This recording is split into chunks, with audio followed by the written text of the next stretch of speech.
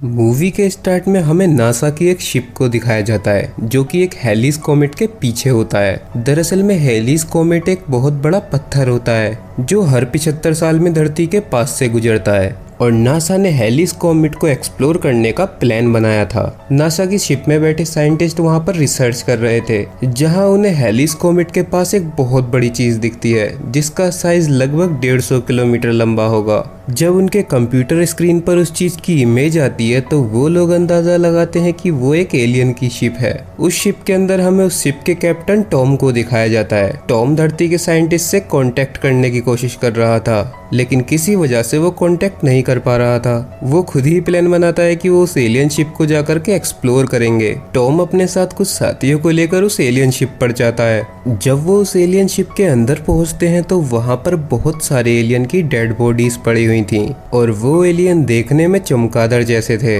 Captain Tom decide करता है कि वो उस एलियन की डेड बॉडी को धरती पर ले जाएंगे ताकि वो उसके ऊपर रिसर्च कर सकें। लेकिन इतनी देर में ही उनके सामने एक और कमरा आता है और जब वो लोग उस कमरे के अंदर जाते हैं तो वहां पर 3 ह्यूमनॉइड्स रखे हुए थे, यानी कि वो देखने में बिल्कुल इंसानों जैसे थे। उनमें से एक लड़की थी और बाकी के 2 लड़के। वो तीनों ग्लास के बॉक्स के अंदर बंद थे। कैप्टन टॉम डिसाइड करता है कि वो उन ह्यूमनॉइड्स को धरती पर ले जाएंगे ताकि वो उनके ऊपर रिसर्च कर सकें। अब सीन शिफ्ट होता है और हमें धरती का सीन दिखाया जाता है। धरती के साइंटिस्ट कैप्टन टॉम से कांटेक्ट करने की कोशिश कर रहे थे लेकिन काफी दिन बीत जाते हैं और उनकी शिप से कोई भी कांटेक्ट नहीं हो पाता। अब 30 दिन गुजर चुके थे लेकिन कैप्टन टॉम की स्पेसशिप के बारे में किसी को खबर नहीं थी। लेकिन तभी अचानक से उनके पास एक खबर आती है कि कैप्टन टॉम की स्पेसशिप को धरती के पास देखा गया था, जिसके बाद धरती से नासा एक और स्पेसशिप को ऊपर भेजती है ताकि वो टॉम की स्पेसशिप की जांच कर सकें। फिर वो दूसरी स्पेसशिप भी टॉम की स्पेसशिप के पास पहुंच जाती है। जब एस्ट्रोनॉट्स उस स्पेसशिप के अंदर जाते हैं तो वो देखते हैं कि उस स्पेसशिप में सब कुछ जल चुका था। वहां पर काफी सारे लोगों की जली हुई डेड बॉडीज पड़ी हुई थी। जब वो उस स्पेसशिप की जांच कर रहे होते हैं तो उन्हें उस ग्लास बॉक्स के अंदर वो ह्यूमनॉइड्स मिल जाते हैं। वो उन तीनों ह्यूमनॉइड्स को धरती पर ले आते हैं। अब धरती पर हमें एक डॉक्टर फलादा को दिखाया जाता है जिनकी लैब के अंदर ही उन तीनों की टेस्टिंग चल रही होती है। डॉक्टर फलादा उस एलियन लड़की का ऑपरेशन करते हैं और वहां से बाहर चले जाते हैं। अब रूम के अंदर सिर्फ एक सिक्योरिटी गार्ड बचा हुआ था और उस लड़की की डेड बॉडी। वो security guard alien dead body से अट्रैक्ट होने लगता है और जैसे ही वो उसके पास जाता है तो वो लड़की एकदम से उठ जाती है। कैमरे से दूसरा गार्ड ये सब देख लेता है और वो भागकर उस लैब के अंदर जाता है लेकिन तब तक उस लड़की ने उस गार्ड को किस कर कर उसकी सारी पावर्स निकाल ली थी। उस गार्ड की बॉडी पूरी स्केलेटन में बदल चुकी थी। दूसरा गार्ड लियोनार्ड उस लड़की को रोकने की कोशिश करता है लेकिन वो लड़की उसे भी अट्रैक्ट करने लगती है। दूसरी साइड डॉक्टर फलादा भी ये सब अपनी कंप्यूटर स्क्रीन पर देख लेते हैं और वो भागकर नीचे आते हैं जहां पर लियोनार्ड बिल्कुल ठीक था और वो डॉक्टर फलादा को बताता है कि वो लड़की भाग चुकी है। अब वहां की जांच करने के लिए वहां पर एक आर्मी सोल्जर आता है जिसका नाम केन होता है। डॉक्टर फलादा आर्मी ऑफिसर केन को बताते हैं कि वो लड़की एक एलियन है और वो किसी भी इंसान की लाइफ को खींच सकती है जिससे कि उन एलियंस को पावर मिलती है। केन डॉक्टर फलादा से उन बचे हुए 2 एलियन के बारे में पूछता है तो डॉक्टर फलादा उसे बताते हैं कि वो एलियंस अभी भी नीचे सेल में बंद हैं। तभी सीन शिफ्ट होता है और हमें उन 2 एलियन बॉडीज को दिखाया जाता है। वो भी अचानक से उठ जाती हैं। वहां पर आर्मी सोल्जर्स उन्हें रोकने के लिए उनके ऊपर फायरिंग करते हैं लेकिन उससे उनका कुछ भी नहीं होता, इसीलिए आर्मी सोल्जर्स उनके ऊपर बॉम्ब फेंक देते हैं। आवाज सुनकर केन और डॉक्टर फलादा जब नीचे पहुंचते हैं तो वो देखते हैं कि उन दोनों एलियन बॉडीज के टुकड़े हो चुके थे। दूसरी साइड उस सिक्योरिटी गार्ड की बाकी डॉक्टर जांच कर रहे थे जिसकी उस एलियन लड़की ने लाइफ खींच ली थी। वो गार्ड बिल्कुल स्केलेटन जैसा हो चुका था लेकिन अचानक से वो भी उठ जाता है और उठकर एक डॉक्टर की लाइफ को खींच लेता है। अब डॉक्टर की बॉडी स्केलेटन में बदल जाती है और वो गार्ड वापस इंसान बन जाता है। इतने में ही वहाँ पर डॉक्टर फलादा और केन भी पहुंच जाते हैं। वो आर्मी के साथ मिलकर उस गार्ड को पकड़ लेते हैं। तभी केन को एक खबर मिलती है जहाँ पर जंगल में कुछ लोगों को एक लड़की की स्केलेटन बॉडी मिली है। केन और डॉक्टर फलादा उस जगह पर पहुंचते हैं। वहाँ जाकर उन्हें 2 लड़कों से पता चलता है कि इस डेड बॉडी को एक दूसरी लड़की ने मार डाला,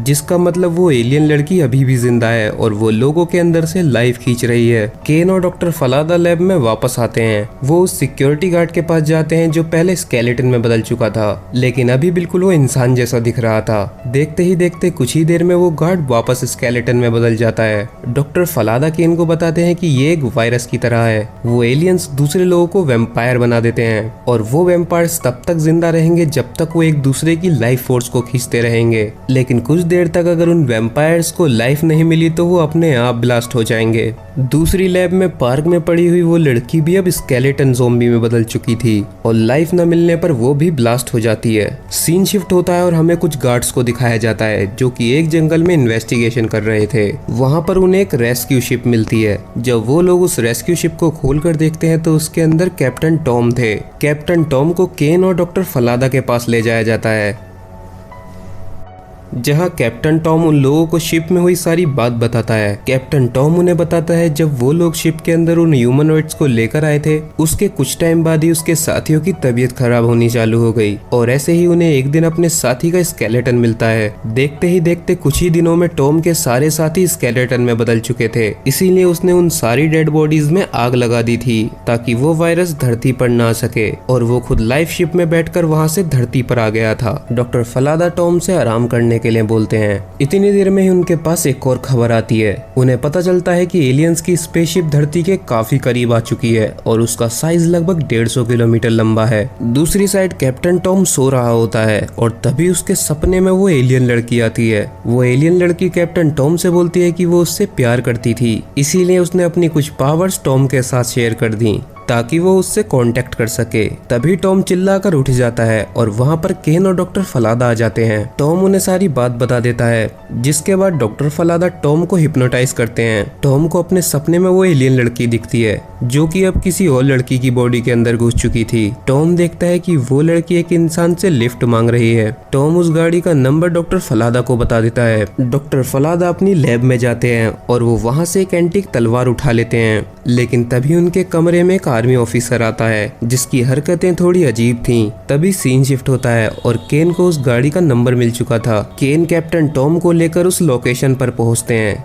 जो कि एक हॉस्पिटल था। वो लोग उस हॉस्पिटल के इंचार्ज आर्मस्ट्रॉन्ग से मिलते हैं। आर्मस्ट्रॉन्ग उन लोगों को बताता है कि उन्हें जिस लड़की की तलाश है वो इसी हॉस्पिटल में काम करती है। डॉक्टर आर्मस्ट्रॉन्ग उन्हें उस लड़की के घर पर ले जाते हैं, जहां कैप्टन टॉम उस लड़की से पूछने लगते हैं कि वही एलियन है। तभी वो लड़की कैप्टन टॉम को किस कर लेती है और अचानक से बेहोश हो जाती है। कैप्टन टॉम बताते हैं कि इस लड़की के अंदर से वो एलियन पहले ही बाहर निकल चुकी है। तभी टॉम को वहाँ के इंचार्ज आर्मस्ट्रॉन्ग पर शक होता है। केन और टॉम मिलकर डॉक्टर आर्मस्ट्रॉन्ग को पकड़ लेते हैं। टॉम आर्मस्ट्रॉन्ग को पकड़कर उससे बातें पूछने लगता है तो अचानक से आर्मस्ट्रॉन्ग की आवाज लड़की में बदल जाती है, यानी कि वो एलियन उसी के अंदर थी। तभी अचानक से आर्मस्ट्रॉन्ग के अंदर ब्लू लाइट निकलने लगती है। केन उसको बेहोशी के इंजेक्शन लगाकर बेहोश कर देता है और अपने साथ उसकी डेड बॉडी को अपने हेलीकॉप्टर में रख लेते हैं। तभी उनके पास डॉक्टर फलादा की कॉल आती है। डॉक्टर फलादा उन्हें बताते हैं कि बचे हुए 2 एलियंस अभी तक मरे नहीं थे। दरअसल में जब स्टार्टिंग में आर्मी ऑफिसर्स ने उनके ऊपर बॉम्ब फेंके थे तो उन्होंने अपनी बॉडी को चेंज कर लिया था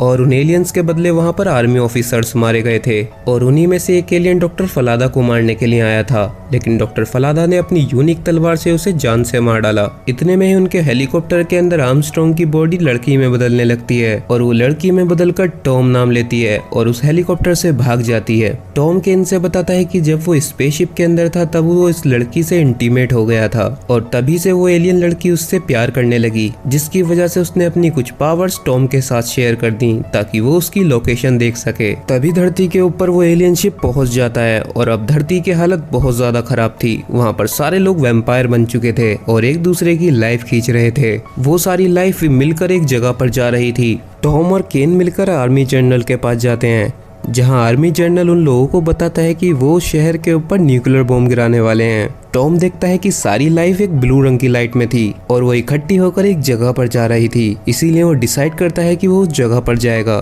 क्योंकि वहीं पर वो एलियन लड़की थी जो कि सारी लाइफ को खींचकर अपनी स्पेसशिप तक पहुंचा रही थी। टॉम अपनी कार लेकर उस ब्लू लाइट का पीछा करने लगता है और वो एक चर्च के बाहर पहुंचता है। दूसरी साइड केन डॉक्टर फलादा के पास जाता है, जहां पर वो डॉक्टर फलादा से बात कर रहा होता है। केन को डॉक्टर फलादा के ऊपर शक होता है और तभी डॉक्टर फलादा केन के ऊपर हमला कर देते हैं, क्योंकि वो भी अब एक वैम्पायर बन चुके थे। तभी केन डॉक्टर फलादा के ऊपर शूट कर देता है और उनके अंदर से एक एलियन बाहर आता है, यानी कि उनके अंदर वो बचा हुआ एक एलियन था।